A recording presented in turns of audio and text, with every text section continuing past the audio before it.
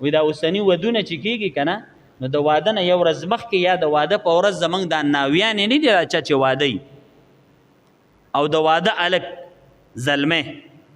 دا دواړه وی بیوټي پارلر لځي. اوس د هغه د غاړې د ما چې چا نه اورېدلی یا به رښتیا یا به دروغي وی دی چې کم دله کم بیوټي وکي پارلر چې دله کم ښایسته او کم شیونه مینه ومږي نو وی ده ته وی چې ګورې اوبو نه به ځان ساتي. بیا مې د هغه نه دا واورېدل چې دا جینۍ او دا هلک شپه چې تیره کي نو بیا هم اوبو ته لنډ هسې معمولي شان لاس پې لامده کي خو غسل وی نه کوي 2-3 شواروزو پورې چې زما دغه خرابېږي په جنابت کې ګرځي. نو دغه د سپیروتوب جاله چې د کور ته راوسته داسې ناوې چې کور ته راشي په داسې بدبخته چې واوړی